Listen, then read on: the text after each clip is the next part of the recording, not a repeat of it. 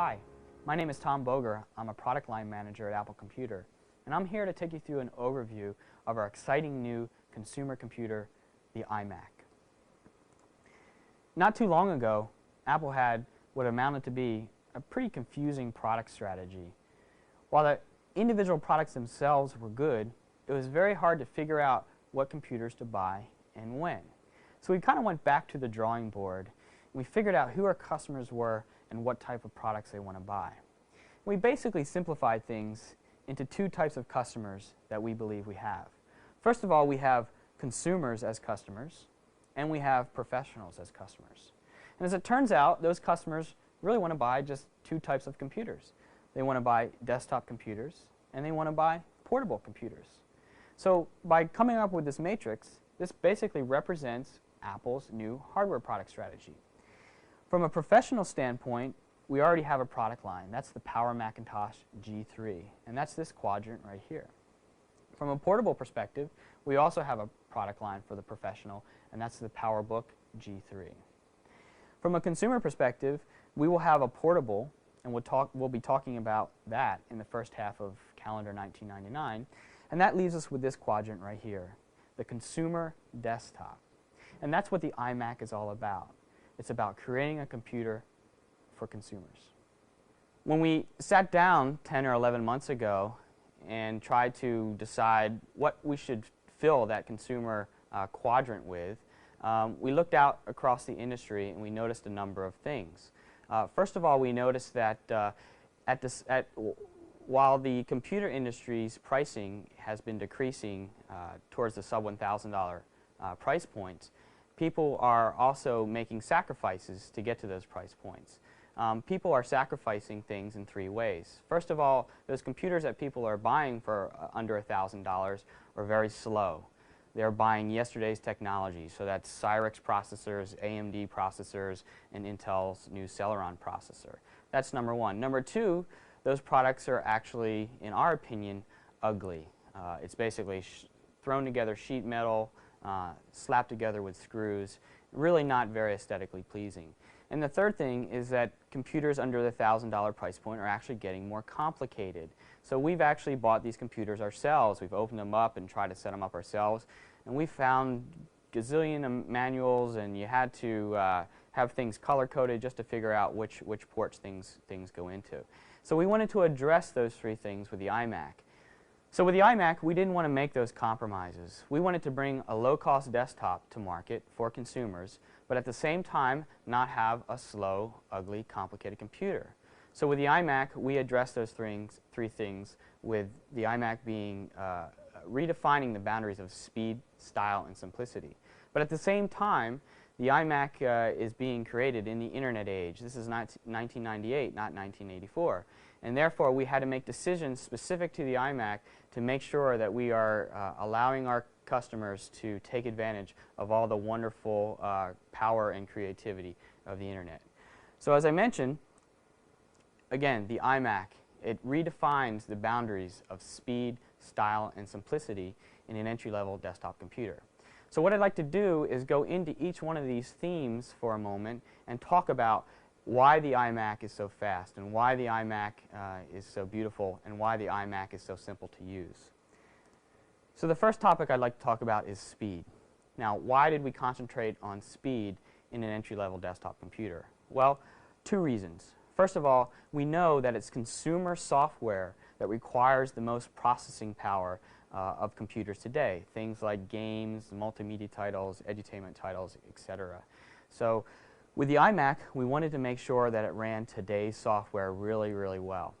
But we also know that consumers are always very hesitant when they're buying computers about their computer being obsolete in a short amount of time. So we wanted to make sure that the iMac was fast, not only to run today's software, but to run tomorrow's software really well as well. So how did we achieve such incredible speed on an entry-level desktop computer? Well, the answer is with what we've done with the logic board. So this is the logic board of the iMac, and it's basically in two parts. There is a daughter card which contains all of the processing, and then there's the rest of the logic board that basically contains all of the I/O. So let's start with the daughter card for a second. On the Data card, we have a PowerPC G3 processor. This is what is at the heart of why the iMac is so fast. It's a 233 megahertz processor.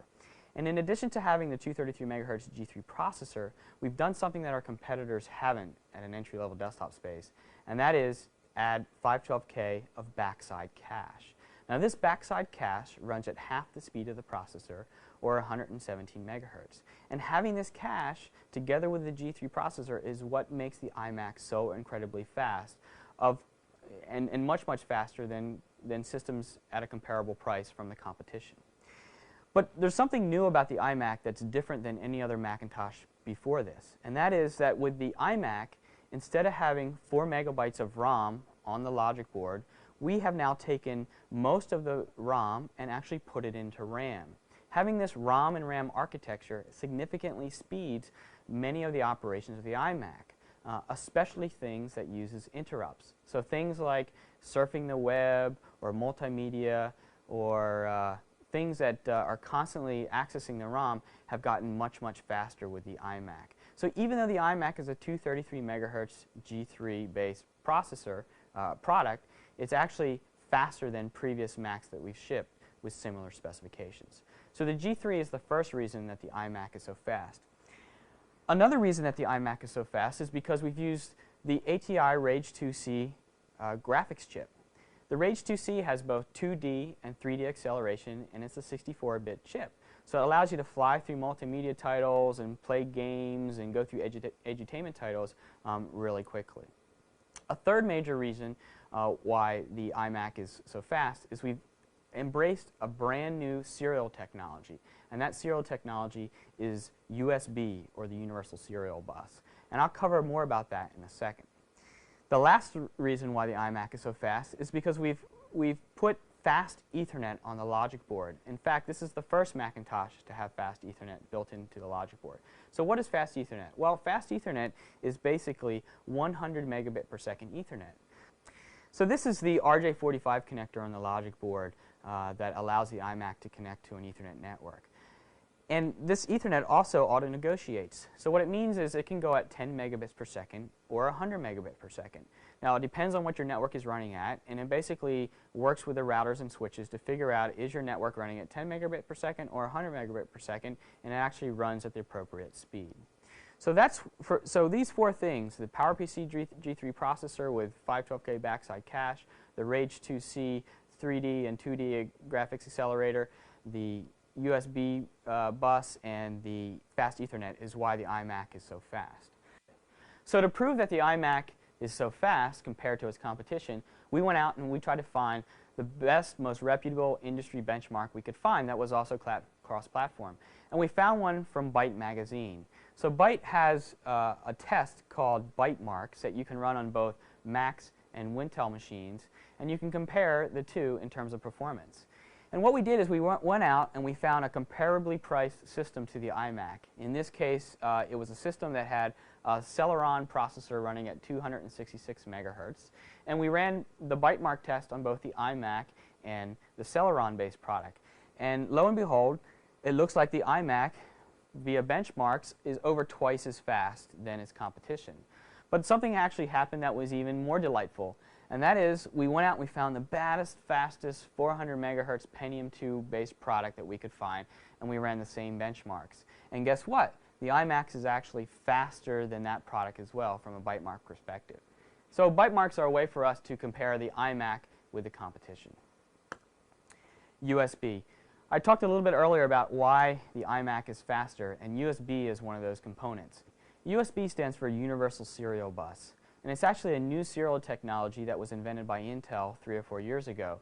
It's found on many Wintel computers, and now it's making its debut in the Macintosh market on the iMac. USB has a number of great advantages that Macintosh customers have not had in the past. First of all, it has hot plug and play. Now the Macintosh community is used to plug and play, but not hot plug and play. And what this means is that you can actually connect devices into your USB ports as the computer's running. The operating system automatically scans for the driver for that device, dynamically loads it, and then you can use the device right away. You don't have to restart your Macintosh. So that's the first major advantage of USB. The second major advantage of USB is that it's extensible. Okay, so USB was designed from the very beginning to be extensible. And in the past, Mac customers have ran into limitations with existing Mac serial, i.e. having only 2 serial ports. With USB, you can actually add 127 devices to one computer. You do this with the addition of hubs and port replicators. So 127 devices can theoretically be hooked up to the iMac. A third major advantage of the iMac is that it's industry standard.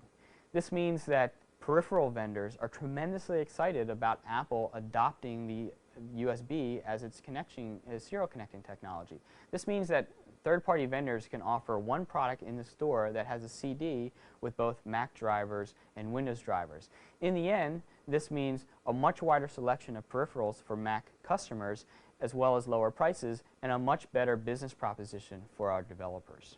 Here's a little slide which shows you a performance comparison between ADB, or the Apple Desktop Bus, traditional Mac serial technology with GeoPort, and USB both at 1.5 megabits per second and 12 megabits per second. And as you can see, USB is far faster than any serial technology we've ever shipped. In fact, the fastest serial technology previous to USB is GeoPort, which is 2 megabits per second, and USB is 12 megabits per second, which is over 6 times faster.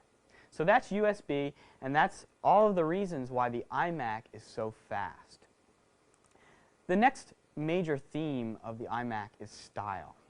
Now, people ask me, why would you concentrate so much on style in the iMac? Well, a couple of reasons. First of all, we believe that as computers become more and more ubiquitous and more a part of everyday lives, style and design are going to become much more important. And Apple just so happens to have one of the world's best industrial design groups designing our computers. So from a style perspective, we think that people can appreciate the computing technology that they have in their homes or in their desks.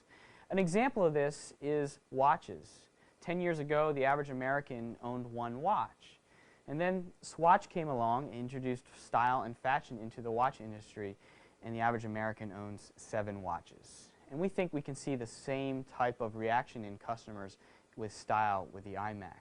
Another reason why we concentrate on style so much with the iMac is people are putting out their hard-earned money to buy a computer. And we don't think they should have to settle for some ugly, beige, thrown-together sheet metal that the competition offers. We want people to be proud of every computer they buy from Apple. So style. Let's talk about the things that we did from a style standpoint with the iMac. The first thing that people notice about the iMac is its industrial design. They notice how beautiful it is and how it seduces them to come up and touch it and feel it and take a closer look. We accomplish that a number of ways. First of all, we're using translucent materials. These translucent materials are actually polycarbonate plastics, some of the toughest plastics we ever shipped on any Macintosh previous. This is actually the same type of material that they make to use bulletproof glass. And then with the iMac, we actually have 2 types of colors. We have a Bondi blue, and we have an ice color. And this color is something that, again, seduces people into touching the iMac, feeling the iMac, and something that they can be proud of. But the other thing about the industrial design is that it's also very practical. You notice that we spent a ton of time on the profile and the size of the iMac. This makes the iMac both beautiful as well as practical. As you look at the iMac, you'll notice that you can hardly find a straight line anywhere, but it's also very small in size. It hardly takes up any desk space whatsoever. This makes it very practical. We've actually gone out into classrooms and into people's homes and photographed where people place computers today. And it's amazing the small, cramped spaces that people need or that people use to put their computers in. And so we think the iMac is going to fit into many places where today's computers don't fit at all. Another aspect of the industrial design is that everything is in one unit. If you're looking at it from the side, we actually have a built-in foot, okay, here, which you can flip under and tilt the iMac 17 degrees, depending on your viewing angle. We also wanted to make the iMac very practical from where you access your cables. So you notice on the iMac, on the side of the iMac, there's a little door. And that's so that instead of having to reach around the very back of the iMac in a dark corner and try to access the ports, you can get to the ports on the side. But again, to maintain the integrity of the look and feel of the iMac, we actually have a little door here where we hide the ports, and we have little holes where you can route the cables out the front and the back. If we look at the front of the iMac, again, we carry out this translucent design. At the top of the screen, we have a built-in microphone. On each side of the screen, we have stereo speakers. Okay. Embedded in this stereo speakers is 4 megabit per second IRDA, which allows you to transfer information to other devices that support the IRDA standard.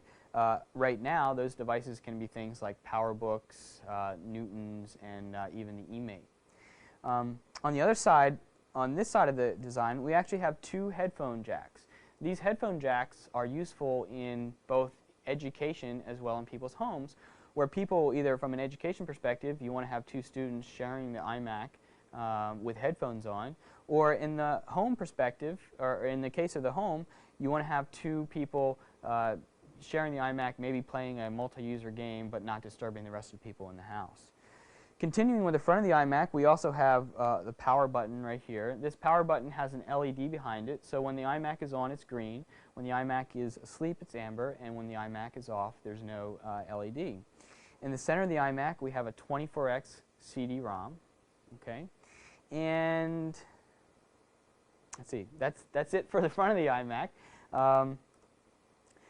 So here we have the back of the iMac. We have a little saying in Apple. We think that the back of the iMac actually looks better than the front of the competition.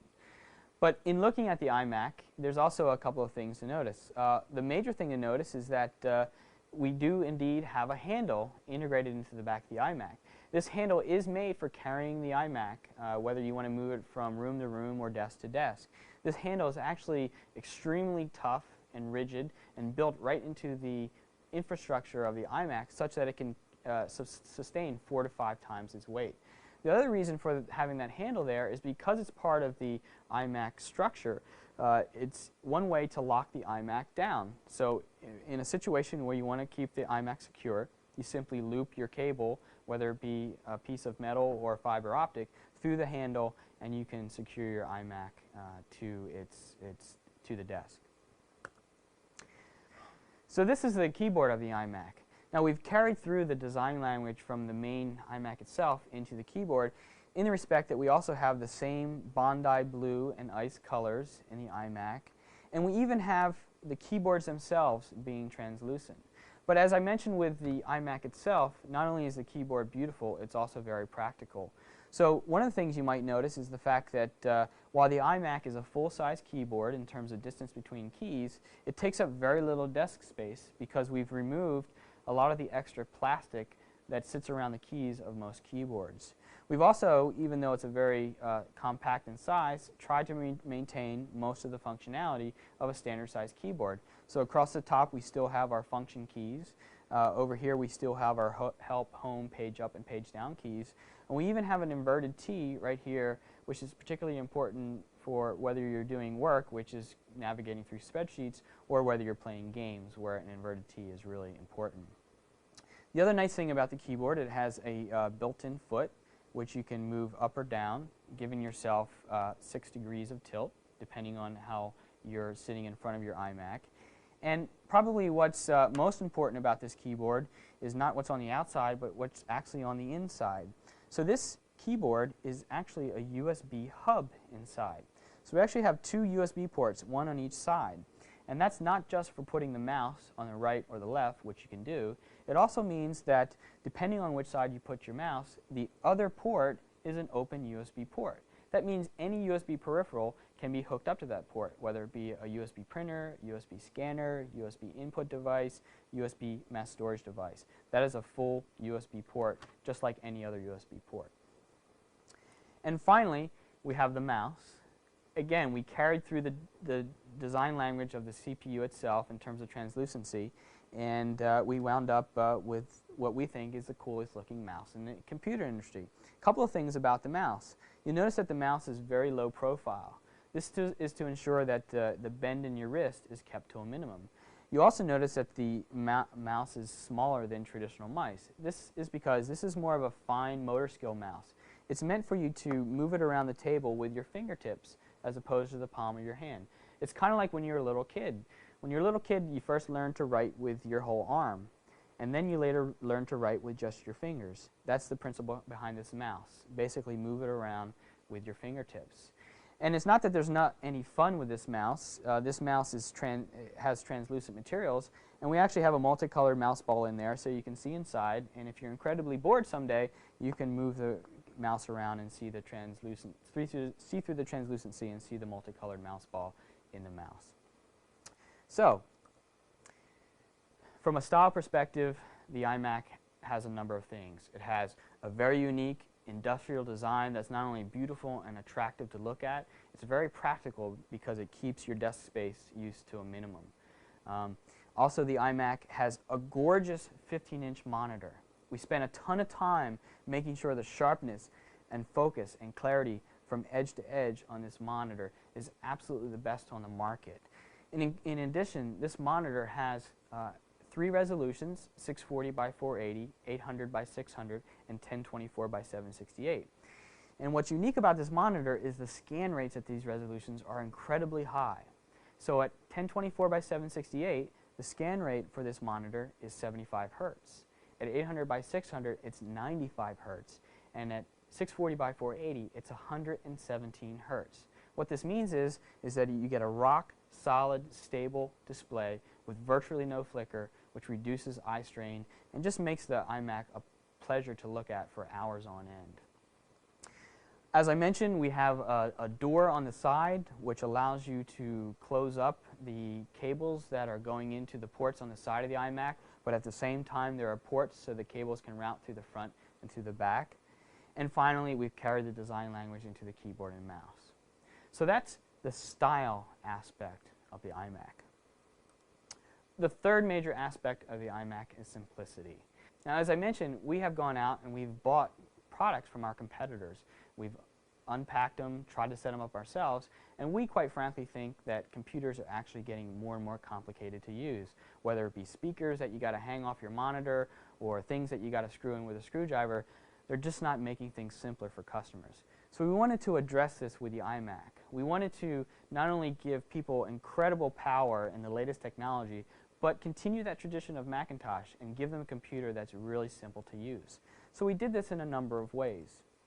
First of all, we looked at what the out-of-box experience was, and we improved it. So one of the things that we've done is we have worked with a company called Earthlink to improve the ease of which a customer can sign up for the internet with the iMac right out of the box. So we bundle something called Total Access with the iMac, which if they use the Internet Setup Assistant will launch a customer right into Total Access if they choose to sign up for an ISP, and that'll help them get on the internet as quickly as possible. Another major thing that we've done with the iMac to make it simple to use is we've integrated a lot of technologies. So obviously we've integrated the monitor and the speakers, but we've also integrated things like the modem. So what it means is to get an iMac up and running out of the box, you simply follow 4 or 5 steps. You unpack the iMac, put it on the desk, plug in the power, plug in the mouse to the keyboard into the iMac, hit the power, and it comes on, and you're ready to roll. The operating system is pre-installed, most of the applications that come with it are pre-installed, and you'll be up and running within minutes. A third major way that we've made the iMac simple to use is we focused on the essentials. We haven't cluttered it with extraneous technologies that people might not use. We focused on having a great monitor, great processing power, and great access to the internet. A final way that the iMac is simple to use is, of course, last but not least, macOS. The iMac comes with macOS 8.1. And again, we think that macOS is still the world's easiest to use, most powerful operating system, whether it be from plug and play to great multimedia to consistency between applications. macOS is still the simplest operating system to use. And again, the iMac is a Macintosh through and through. So those are the major themes of the iMac, but we wanted to add additional value to the iMac itself as we brought it to market. So with the iMac, we also wanted to include a really great collection of bundled software. So we think we've done that. With every iMac in the United States, we include Internet Explorer 401 to do web surfing and web browsing. We include Outlook Express 401 for email, and those applications are both from Microsoft. We also include Netscape Navigator for those customers who would rather have Netscape as their default browser. In addition, we include AppleWorks, which is the renamed ClarisWorks, and AppleWorks gives you word processing, spreadsheet, and database functionality. We also include Quicken 98 Deluxe for Macintosh, which allows people to manage their checkbook and do home finance and home banking. We include Williams-Sonoma Guide to Good Cooking, which is actually a recipe program which actually can not only give you recipes for really good dishes, but also if you're not familiar with how to do things, it will actually show you a little QuickTime movie to do things like how to carve a turkey and how to cook a roast. We also include FaxSTF for managing faxes, both sending and receiving faxes. And we include Kai's Photosoap from Meta Creations, which allows you to touch up any photographs that you may have on your iMac. And for the gamers out there, we include two really hot games. One is Nanosaur, which is a Mac-only game from a small company called Pangea Software. And we include MDK from Interplay, which is a futuristic 3D adventure game. So one final thought with the iMac is to think value. In addition to the tremendous speed and the outstanding style and the simplicity of the iMac and its bundled software, we've also thrown some things in here to really round out the value of the iMac. So for instance, this has a 4 GB hard drive. It also has a 56K modem that supports both V.90 and K56 Flex protocols.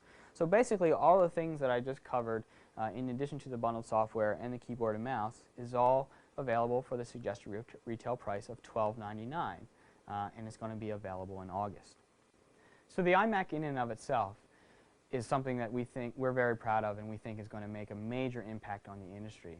But there's actually a message behind the iMac that actually transcends the product, and the message is simply this: Apple as a company is back. Apple as a company is back to one simple philosophy, and that is making the world's best personal computers. It's back to sweating the details, to being an industry leader, to moving the industry forward, to setting trends again, to thinking different. So again, Apple is back. We're proud of the iMac, and we hope you enjoy it. Thanks.